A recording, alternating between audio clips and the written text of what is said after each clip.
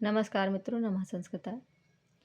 जैसा कि आप सबको मालूम है कि हमारा 3 जनवरी को पेपर हो चुका है और आप लोगों ने उम्मीद करते हैं अच्छे से पेपर दिया होगा। तो कुछ क्वेश्चन आज हम देखेंगे और अभी बहुत ही जल्द आंसर की हमारी आ जाएगी, तो वहाँ से क्लियर हो जाएगा कि कितने प्रश्न सही हो गए हैं और कितने नहीं हो पाए हैं। तो उस हिसाब से हम आगे की तैयारी को जारी करेंगे और इस बार हम बहुत ही बेहतर से यहाँ पूनम सिंह संस्कृत क्लासेस पे पूरी तैयारी करवाने वाले हैं। तो आप लोग जुड़ें और अच्छे से देखें, ताकि और पीडीएफ वगैरह भी उपलब्ध कराएंगे, ताकि आप लोग बढ़िया से बेहतर से तरीके से तैयारी कर पाएँ और आगे की तैयारी बेहतर हो। जिनका हो जाएगा अच्छी बात है, और जिनका 2-4 नंबर, 1 नंबर, 2-4 नंबर से रह जाएगा, तो उनको छोटी छोटी ऐसी ट्रिक और इतनी बढ़िया चीज़ों को लाएंगे हम कि आप लोग अच्छे से बेहतर कर पाएंगे। लेकिन बस आप लोग साथ देते रहिए, जुड़ते रहिए और देखते रहिए, यहीं पे आपको सब कुछ उपलब्ध करवाएंगे। ठीक है, तो आज हम देखेंगे कुछ क्वेश्चन कि कैसा हमारा पेपर था, कैसा पेपर आया था और आगे हमें कैसी तैयारी करनी चाहिए। ठीक है, तो 3 जनवरी को जो हमारा पेपर हुआ उसके तौर पे देख लेंगे।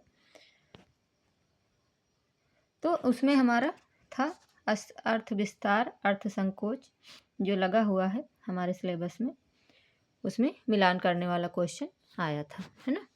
तो वो हमारा मिलान करने वाला क्वेश्चन जो आया था, इस तरह के क्वेश्चन हमारे उसमें आए थे, है ना। तो यहाँ पे देखेंगे इस तरह,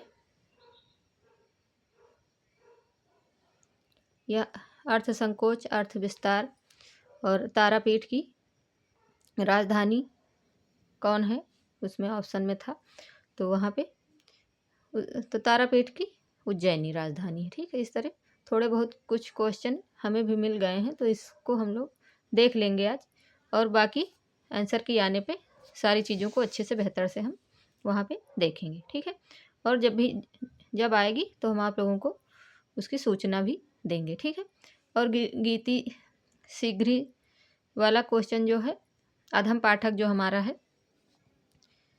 वो उसका ये क्वेश्चन था वहाँ पे। ठीक, वायु पुराण से क्वेश्चन पूछा गया था, वायु पुराण से क्वेश्चन पूछा गया था वहाँ पे। और आगे काव्य भेद, काव्य लक्षण, ऐसा क्वेश्चन, आरोह अवरोह, ये मिलान वाले और जो कारण कथन, ये सब क्वेश्चन ज़्यादा थे, है ना। तो उस हिसाब से पेपर को देख के हम बढ़िया से देख लेंगे और समझ लेंगे, तो आगे की तैयारी को यहाँ पे अच्छे से हम करवाएंगे और आप लोग अच्छे से उसको देखिए, समझिए और आगे की तैयारी में जुट जाइए। ठीक है, क्योंकि अब ज़्यादा टाइम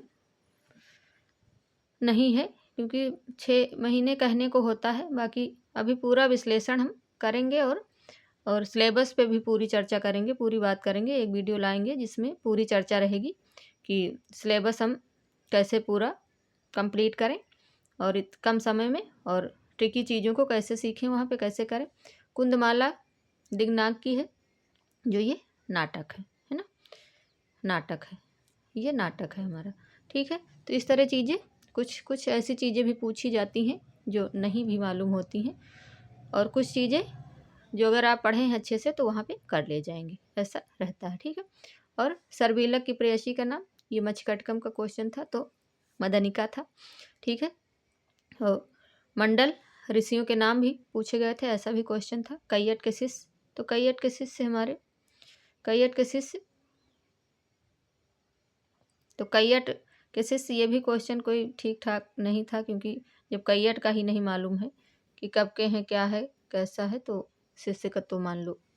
ठीक है, फिर भी आंसर तो आप लोगों ने दिया ही होगा, बेहतर है, अच्छा है कि आप लोग वहाँ जो भी दिए हों बढ़िया आपका सही हो जाए और नेट जीआरएफ क्लियर हो जाए आपका। अभी आंसर की आएगी, फिर रिजल्ट आने में समय लगेगा। आंसर की तो 2-4 दिन में या हफ्ते भर में इधर आ ही जाएगी, आने ही वाली है। ठीक है, तो आप लोग बढ़िया से आगे की तैयारी भी अब स्टार्ट करनी चाहिए। थोड़े थोड़े चीज़ों को देखते रहेंगे हम, तभी हमारा सिलेबस पूरा हो पाएगा। ठीक है, तो देखेंगे तो चित्त भूमि से भी क्वेश्चन पूछा गया था, जो चित्त भूमियाँ हैं, चित्त विचित्त मूढ़, वो भी क्वेश्चन था।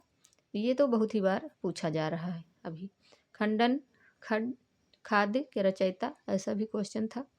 और प्रत्यय भी पूछे गए थे, प्रत्यय से भी क्वेश्चन था।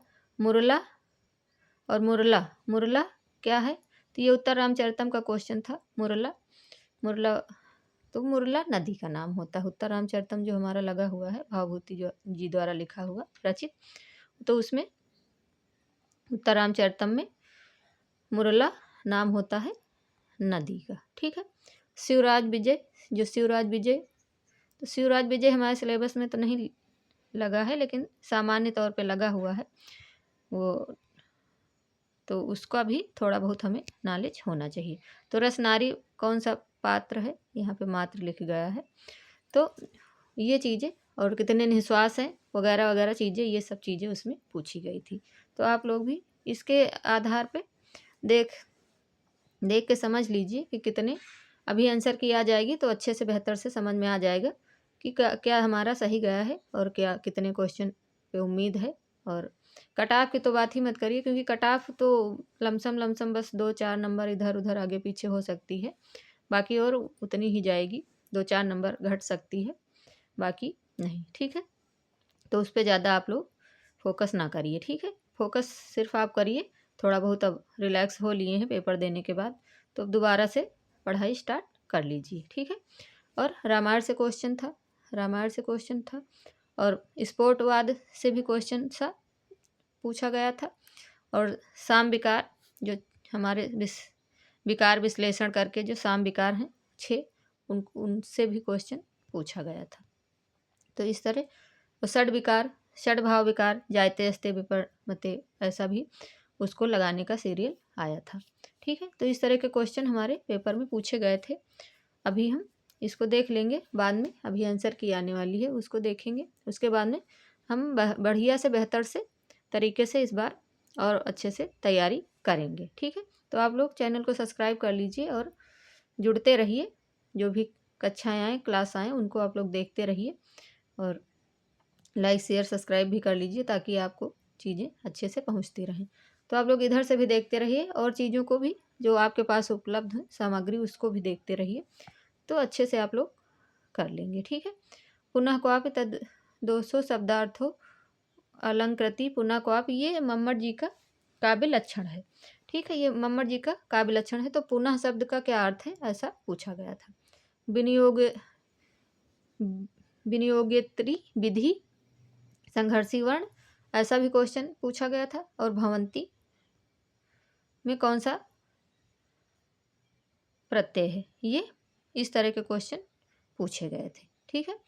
और अभिलेख से भी क्वेश्चन थे, रुद्रदामन वगैरह मिलान के, और कारण कथन वाले क्वेश्चन, इस तरह के बहुत ही सारे, क्योंकि क्वेश्चन तो वहाँ 100 रहते हैं, और तो इसलिए जब तक आंसर की नहीं आती है तब तक क्लियर नहीं हो पाएगा कि कितना क्या क्या पूछा गया था। ठीक है। क्योंकि चीज़ें इतना याद नहीं रह जाती हैं, कि बाद में चीज़ें याद नहीं रहती हैं, थोड़ा बहुत याद रहती हैं, थोड़ा बहुत भूल भी जाते हैं हम लोग।